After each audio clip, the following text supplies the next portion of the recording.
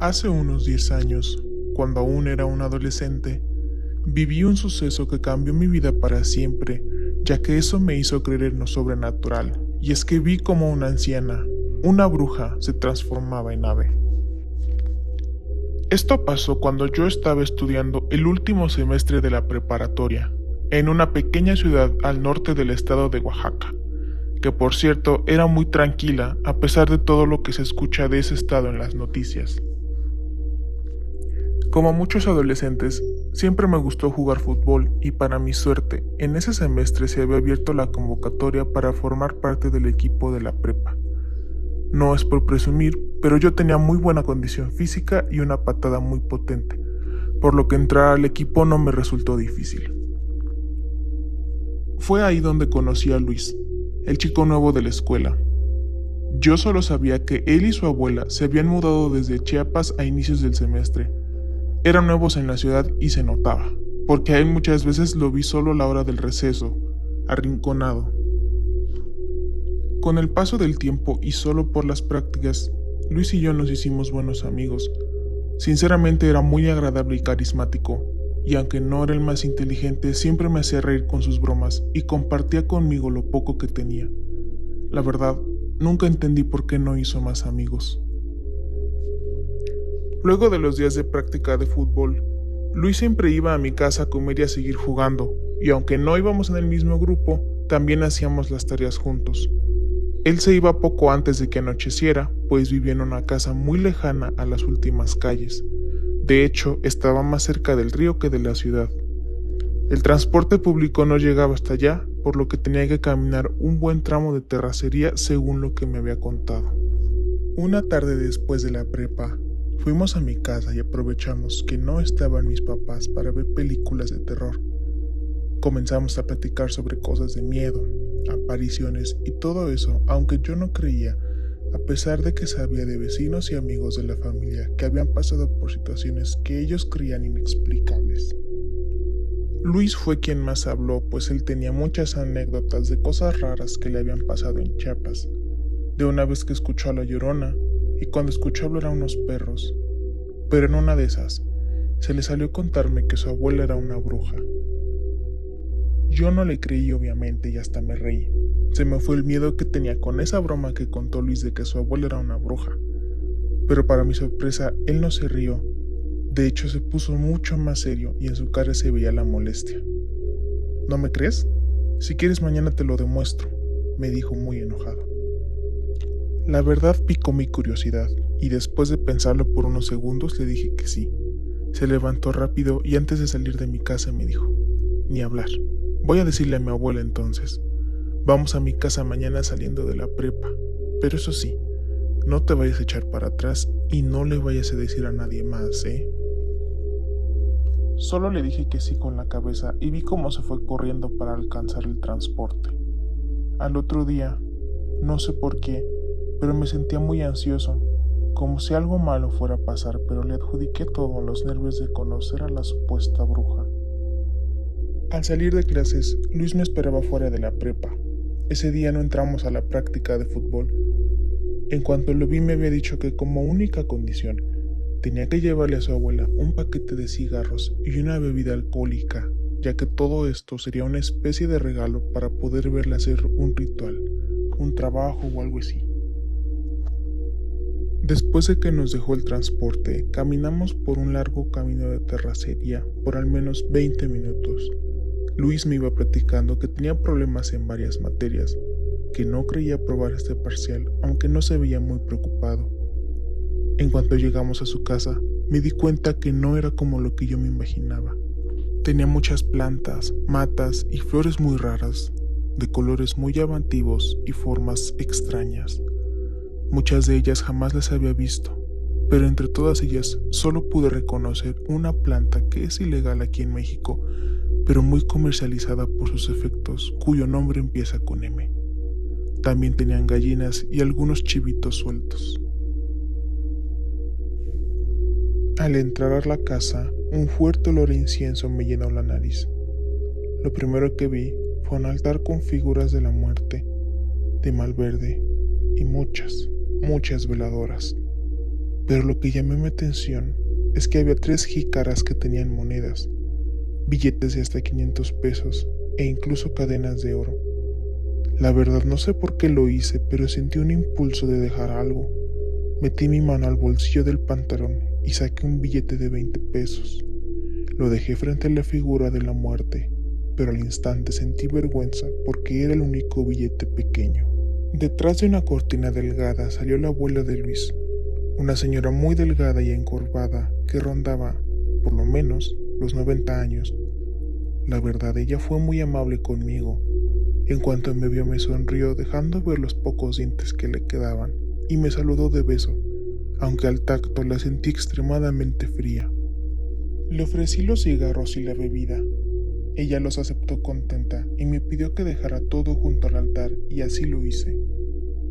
Para mi sorpresa, la anciana muy lúcida me hizo la plática.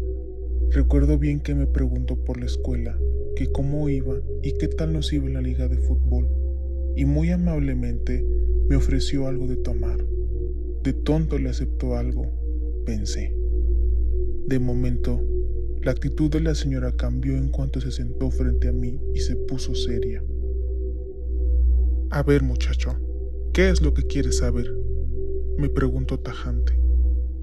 Yo nunca había visto un fantasma ni vivido nada sobrenatural, por lo que aún me consideraba escéptico, pero ante la pregunta de la anciana, el corazón comenzó a latirme con mucha fuerza y no pude decir nada. Luis intervino como adivinando mi nerviosismo. Le dijo a su abuela que yo era muy inteligente, aplicado para la escuela, pero que dudaba de muchas cosas. La abuela de Luis me sonrió y comenzó a platicar con mucha fluidez. Me contó de cosas que me impactaron sobre trabajos que hizo para gente importante de Chiapas, quién los mandó a traer desde su pueblito para acá, y algunos trabajos que había hecho para la gente de la ciudad. Sus relatos me hipnotizaron tanto que sin darme cuenta ya estaba anocheciendo, y cuando me levantaba para despedirme, la señora se levantó primero y dijo: «Vámonos». Tomó una hoz que estaba oxidada y tenía hollín, unos puros, una botella de vidrio muy vieja con el líquido amarillento, y puso todo esto en un morral. Sin hablar, caminábamos no sé a dónde, pero la abuela de Luis iba arrancando ramitas de algunas plantitas y las metía en otra bolsa negra que llevaba en las manos, más pequeña. Estábamos ya a pocos metros del río. Escuchábamos la corriente, cuando la anciana se quedó quieta y simplemente dijo: «Aquí mero». Me quedé impresionado cuando la señora comenzó a desnudarse. Luis estaba avergonzado y se volteó agachando la cabeza. Yo no pude apartar la vista por la impresión y vi cómo la mujer se colgaba la hoz del cuello, se sacó del morral la botella de vino, la destapó y se bañó todo el cuerpo con el alcohol.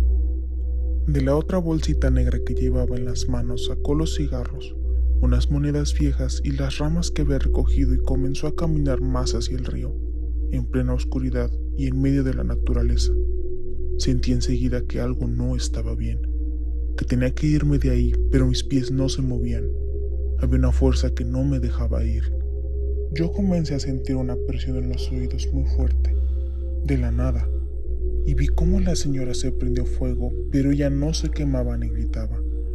De momento, su silueta desapareció y se convirtió en una bola de fuego y comenzó a ascender lentamente.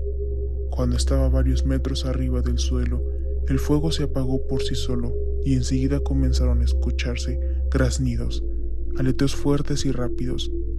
Entonces Luis y yo vimos a un pájaro negro, como un buitre, que en el pico llevaba una bolsita negra. Nos pasó volando muy cerca de la cabeza y solo se alejó la figura del ave. Ella se perdió en la oscuridad del cielo. Jamás voy a olvidar el sonido de los aleteos pasando sobre mí. Después de esta experiencia comencé a creer en lo paranormal. Incluso me sugestionaba con facilidad, pues tuve pesadillas varias noches. Soñaba con la abuela de Luis desnuda, frente a mí, quemándose, y detrás de ella la misma figura de la Santa Muerte a la que le había dejado dinero. La abuela reía, pero aquella figura esquelética me extendía una mano, y yo, sin poder resistirme, aunque quería, caminaba hacia ellos. Afortunadamente, siempre me despertaba antes de tocar esa mano huesuda. Noté que me salieron unas canas que a la fecha no dejan de salirme, y aunque era delgado, bajé tanto de peso que mi mamá me llevó al médico. Poco a poco comencé a alejarme de Luis, a pesar de que yo era su único amigo. Incluso dejé la liga de fútbol con tal de no topármelo, y le pedí a mi mamá que fuera por mí a la hora de la salida para que no se me acercara. Supe que él había reprobado el último semestre y como no podía graduarse, su abuela lo ayudó a irse a Estados Unidos. Eso fue lo último que supe de Luis, y aunque no me arrepiento de haberme alejado de él, sí le agradezco que me enseñó a creer en lo imposible, en lo que sale de la razón y de la ciencia. Mi nombre es Miguel, soy enfermero desde hace más de 10 años y actualmente vivo en la Ciudad de México. Debido a mi profesión, las experiencias paranormales han sido una constante en mi vida y podría contarles cientos de historias que he vivido en hospitales privados y públicos, pero quiero contarles la que fue mi primera experiencia con lo sobrenatural. En aquel entonces era mi primer trabajo en un hospital privado de Pachuca, uno muy caro y con instalaciones grandes. Quienes son de allá podrán hacerse una idea.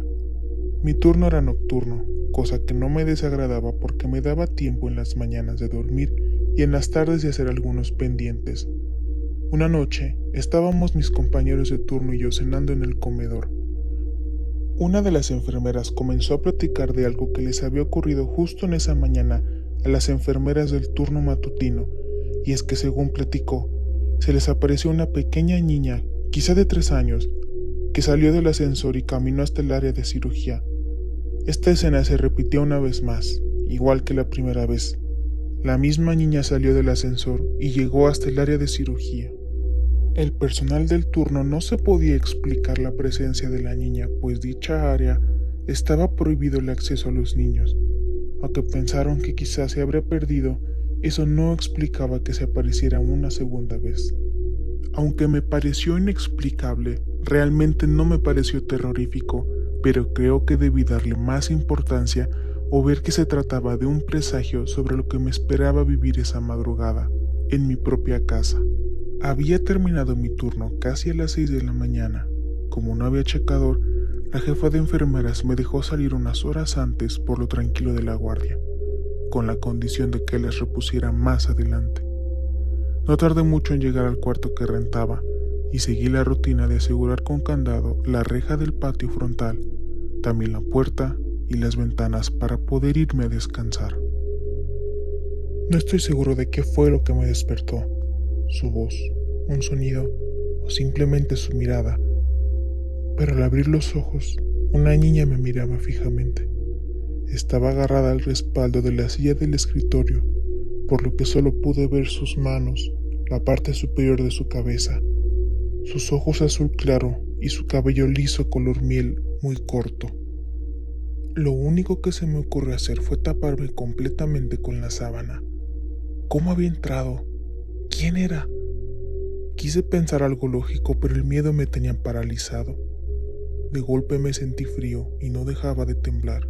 Cuando se me despejó un poco la mente por el susto, di por hecho que había sido solo un sueño, que no podía ser verdad, que la historia de la niña y el cansancio de la jornada me estaban haciendo mal, que me estaban haciendo una mala jugada.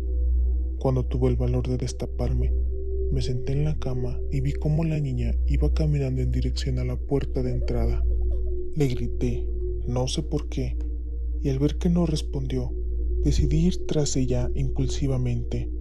Cuando abrí la puerta de madera, justo enfrente de mí estaba esperando la niña con una hoja en la mano. Le agarré la carta y leí lo que decía: Feliz Navidad y feliz Año Nuevo. Te ama, mamá.